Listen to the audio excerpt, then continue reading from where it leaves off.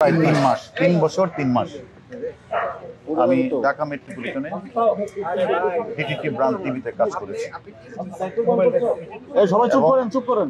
এই কাজ করাকালীন সময়ে আপনারা সবসময় আমার পাশে ছিলেন এবং আমি চেষ্টা করেছি ঊর্ধ্বতন কর্তৃপক্ষের নির্দেশ মেনে ডিবিকে একটা সাধারণ মানুষের আস্থার জায়গায় দোরগোড়ায় নিয়ে যায়।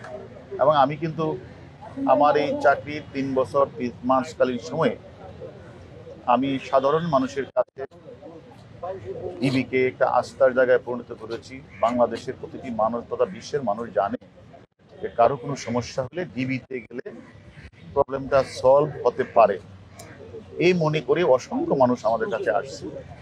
আমরা চেষ্টা করেছি তাদের কাজটা সুন্দরভাবে করে দেওয়ার, যার কারণে সাধারণ মানুষ ডিবির নামটা জানে এবং আমি মনে করি আমি চেষ্টা করেছি ডিবিকে একটা আস্থার জায়গায়। এখন আমি মনে করি আমার ঊর্ধ্বতন কর্তৃপক্ষ আমাকে আস্থা এবং বিশ্বাস রেখে আরেকটি জায়গায় পদায়ন করেছে, বিস্তৃত পরিসরে কাজ করার সুযোগ প্রদান করেছে। আমি মনে করি সেই জায়গাতে গিয়েও যে কথাটা আমি আপনাদের সামনে প্রায় বলতাম, মানুষের শেষ ভরসার স্থলটা হচ্ছে থানা। থানা যেন মানুষকে সেবা দিতে পারে। আমি চেষ্টা করব সাধারণ মানুষ থানায় এসে যেন সেবাটা পায়, থানায় যেন মানুষ যে কোনো ঘটনায় থানায় যেন গিয়ে মানুষ তার জিডি করা, মামলা করা এটা যেন করতে পারে। আমি চেষ্টা করব থানাকে সাধারণ মানুষের আস্থায় নিয়ে যেতে। দেখেন, আমি এই ডিবিতে থাকাকালীন সময় অনেক গুরুত্বপূর্ণ মামলা, অনেক বড় বড় ঘটনা ডিবিতে ঘটেছে। টিপু মার্ডার থেকে শুরু করে ঝিনাইদহ, কালীগঞ্জ আনন্দা মামলা, অসংখ্য খুনের ঘটনায় আমাদের ডিবিকে নিয়ে আমরা তদন্ত করে সাক্ষ্য প্রমাণ নিয়ে আমরা মামলার ক্লু বের করছি।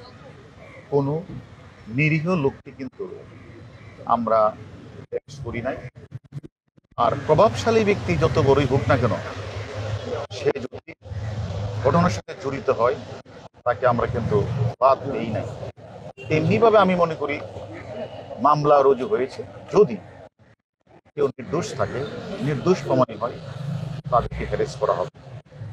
এবং যারা ঘটনার সাথে জড়িত, যারা বিভিন্ন জায়গাগুলিতে আগুন লাগিয়েছে, স্বপ্নের মেট্রো রেলে ভাঙচুর আগুন লাগিয়েছে, রাষ্ট্রীয় বেসরকারি থানাগুলিতে আগুন লাগিয়েছে, আমাদের পুলিশ সদস্যকে জ্বলিয়ে হত্যা করেছে, এই সকল ঘটনার সাথে যারা জড়িত তাদের কাউকে ছাড়তে হবে।